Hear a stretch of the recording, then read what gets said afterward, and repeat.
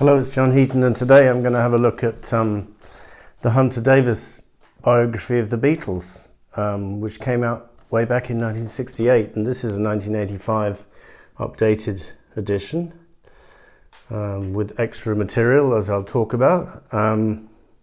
It's the only authorised biography of the Beatles ever to have been written, and just before I get going, a few background details. Well, firstly, several people have requested that I review One Hand Clapping, the latest Paul McCartney and Wings release, and the reason I haven't reviewed it is because I didn't actually pick it up in physical format yet. I've listened to it on Spotify. It's pretty good. It's not something I go back to too often. I mean, I've had it on the Band on the Run deluxe set for quite a while, and I don't really play it. I don't particularly enjoy it, but there are obviously highlights, and of the new edition I think there's a lovely live version of Wildlife, which is a highlight for me, and also a good acoustic version of Sally G. Those are probably my two highlights.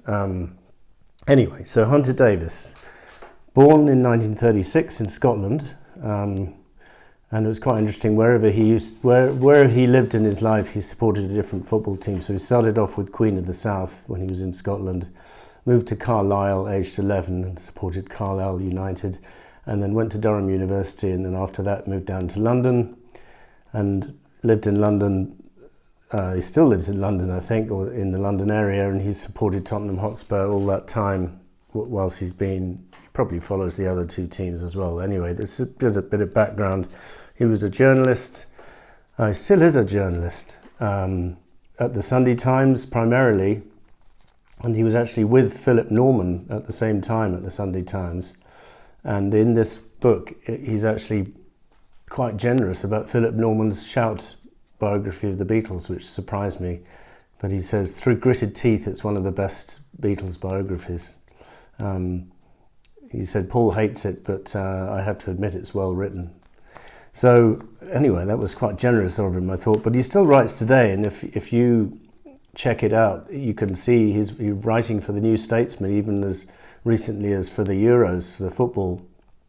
Earlier this year, he's writing hilarious articles about what a torturous process it is following England's fortunes. And unfortunately, his wife passed away a few years ago, but he's still going strong and writing articles for various papers and the New Statesman, as I said. So going back to 1968, well, the book came out in 68, but this is a 1985 edition, and we are lucky enough to have a 70-page additional sort of add-on to the original biography, where he's giving background to how it came about and how what process he had to go through to get approval, and which Beatle he enjoyed hanging out with the most. And there's a postscript at the end of the book covering the solo years, which is a little bit too short for my liking, but it's a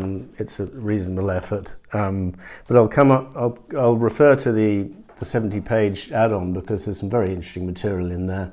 But I'll talk about the main book first. I mean, the first thing to say is that he had pretty much unlimited access to all the four Beatles. So he went round to each of their houses and literally spent days sort of hanging out with them, just to sort of in the hope of getting some anecdotes and memories. He didn't just do a 2-hour interview. He literally spent days down at John's place and at George's place and at Ringo's. Well, I'm not sure about days, but in the case of John, it was days, because I'll come to why it was days a bit later. But also, as well as the four Beatles, Hunter managed to track down a lot of people for this book who have since passed away, and this is why I think this book is valuable, because a lot of the books written more recently, they by definition have to have second-hand comments by these people, whereas Hunter met all of them personally, like Freddie Lennon, John's father,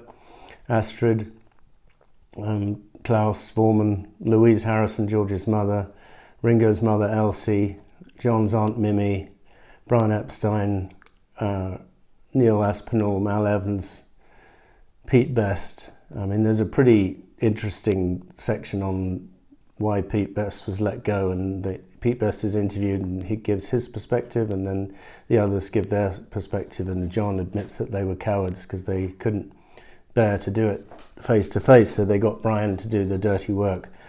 And Hunter writes in quite a sort of in a quite an objective fashion. He doesn't sort of take sides, and where he sees something was unreasonable, he will say so, and he sort of goes on record saying the Pete Best sacking was not done in a very nice manner, and I think probably everyone would agree to that. So the background to how he came to write this book is he was writing, I think it was the screenplay to a film called Here We Go Around the Mulberry Bush, which came out in 1967, and he approached Paul to see if he wanted to write a song for it, and Paul said no, and then, but eventually the music was eventually written by Traffic, by the way, or the song, the title song.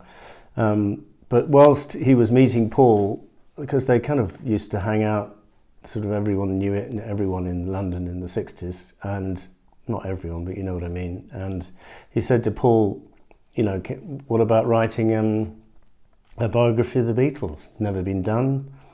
I'm in a pretty good position to do it. Why not? And Paul said, good idea, but you better approach Brian. And but instead of just leaving it at that, he said, come on, let's sit down. I'll help draft a letter to Brian from you. And so they did that very night. And that letter is produced in the book, which is, you know, a very polite letter saying, you know, what Hunter's resume is and how he's qualified to do this, blah, blah, and what the benefits to the Beatles of having a biography would be. And that's very interesting. But the main thing, apart from having access to all these people, which is great, what I love about this book and what makes it one of the best, if not the best still, is it was written, it's contemporary, meaning it was written while it was still happening. So the Beatles were still together, and no one was to know, but the split was just around the corner. Because the book ends kind of in the summer of '68 when they're discussing songs which they've just written from the White Album, not recorded yet, but written, and Back in the USSR is mentioned in this book, and along with a couple of others from the White Album. So very interesting, and it just makes it fresh, and you know, none of this hindsight. Hunter has a very good quote saying, hindsight makes all of us far too clever, and I think that's true. And apart from hindsight making us clever, also, if people are interviewed sort of 50 years later, sometimes their memories will play tricks on them. So the fact that it's recorded at the time, or maybe just sort of 5 years after Hamburg had happened, or 5, 6, 7 years after Hamburg had happened, so events relatively fresh in the memory, one would hope. So Hamburg is covered, you know, nothing is covered in tremendous detail. This is not a Mark Lewison book. And I think, you know, there's a case for saying, okay, we need a Mark Lewison sort of, with all the detail under the sun, including the sort of what was in the charts at the time from other artists. And that, as we know, the volume 1, we don't know about volume 2 and 3, but volume 1 was very meticulous from Mark Lewison. But Hunter Davies takes a slightly different approach. He doesn't want to sort of have a 100-page section on Hamburg. He just keeps it relatively brief, and I think it makes for an easy read, and I certainly found it very easy. I just started actually I cheated. I sort of started halfway through and then went back to the beginning. The touring is covered. I mean, the one criticism of this book is they left out a lot of the sort of saucy stuff which went on tour. But I don't think that's particularly important in terms of the Beatles' legacy, and you know, the reason they left it out is in deference to their wives at the time, and I think it's a perfectly natural reason for doing that. John in Rolling Stone said the Hunter Davies book was bullshit because I was a coward and left all the stuff out, but you know, as I say, I don't think it's central to the Beatles' story who they slept with on tour, etc., and what drugs they took or how much they drank. I think that's kind of marginal to the story, in my opinion. The music is covered very comprehensively in one chapter, albeit just one section of their career when they happened to be recording Sgt. Pepper. Hunter was around hanging out with Paul in St. John's Wood, and John came round, and even Cynthia was there, and they were writing with a little help from my friends and trying to pitch in ideas, and even Cynthia suggested a line or two, which John quickly rejected. India is covered, although Hunter wasn't there with them, I have to say. But drugs are covered, but not in sort of any sensationalist detail. And actually, Hunter sort of tells a white lie, saying they no longer take drugs. It's a thing of the past, which was a white lie, but he didn't want to get them into trouble by openly admitting that they take drugs, and then the police would have been raiding them the next day, as was to happen later in 68 and 69, as we know. So Apple was kind of in its formative period here, and is kind of covered before the chaos. This is pre-Klein, and this is pre kind of the worst excesses, but they sort of hint at the kind of organised chaos that was to follow. But as I say, the fascinating thing about this book is the split was literally less than a year away, and this whole book is written with a good sense of humour, lovely use of sort of mild sarcasm from Hunter throughout the book, and as I say, he spent days with each Beatle, and particularly John. He's saying, I spent days hanging out in the swimming pool, having a meal, and sitting in John's tiny living room with the wretched TV in the corner. And following a couple of days of silence, I would say, okay, I'm off now, and then return another day hoping John would be more forthcoming. So I thought that was pretty amusing. George in Isha, similarly, I don't know how long he spent with the others, but John, certainly, it was over a period of more than a day. In the 1985 update, he's very honest and says he found the split rather sordid, and I think that's a valid statement. I think all of them they don't necessarily regret splitting up, but they regret the manner in which they split up. But other bits in the 85, 70-page add-on, Hunter tells the story about in December 68, and there's a picture in the book, how Paul, Linda and Heather descended on his house in Portugal in the middle of the night, without money to pay the taxi, and stayed for about a few days. And this was very early in the Paul and Linda relationship, and Hunter didn't know what to make of Linda, and so what has she got to offer him? And obviously later on he admits I was wrong, but at first impressions that was quite interesting. And there's a very interesting section in 1981 after John's death. Hunter got on the phone and first of all got hold of Hunter's wife, because Hunter was out, and just sort of ranted for sort of 30 minutes or an hour about how unfair it was that John was being canonized as a saint, and how his reputation had suffered in the months following John's death. And then Hunter came home and continued the conversation with Paul for a good long while, and more sort of ranting, and that's all covered in this. I don't know if Hunter went and scribbled it down afterwards, or he was taking notes at the time, but he made sure he remembered it and put it in the book, which is very interesting.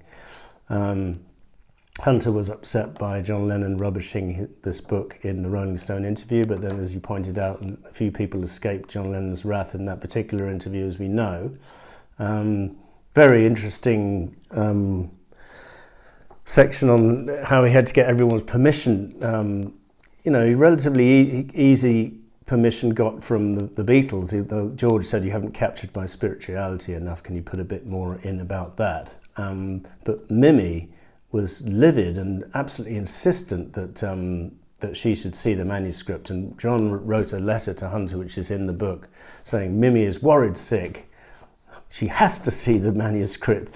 So it was sent to her rather reluctantly by Hunter, and she returned it back with loads of sort of corrections in the margin. And so he had to make some concessions. But in the end of the day, he went down to Poole in near Bournemouth, where she lived, and went through her objections. And in the end, they compromised on a section at the end of the chapter on John's childhood, which said, but John was happy as the day was long. And so they thought that was a reasonable compromise. So he left in bits about the shoplifting and other minor sort of things that John got up to. So what else have we got to say? In conclusion, I think the book is fascinating. refreshingly contemporary, and it's unique because it was authorised and it was written at the time. Hunter would later go on to edit this book of John Lennon's letters and do a fine job. And Yoko does the foreword, said, "You did well, Hunter," or "You did good, Hunter," I think she says. As I say, he's writing columns to this day. He's even written a book called How to Live a Long Life and Really Enjoy It, which came out in 2019. So, long live Hunter. May you continue writing, and thanks a million for this book. There's some very good photos in here, by the way, all the way through, some of which are more familiar than others. Here's Paul on the lavatory, which is not the best photo ever. But so we've got, early pictures of the Beatles sort of in Hamburg and stuff. And a really interesting update in the 70-page update from 1985. I think it sort of completes the picture. So that was Hunter Davies's authorised biography of the Beatles. Thank you for watching. We'll see you next time.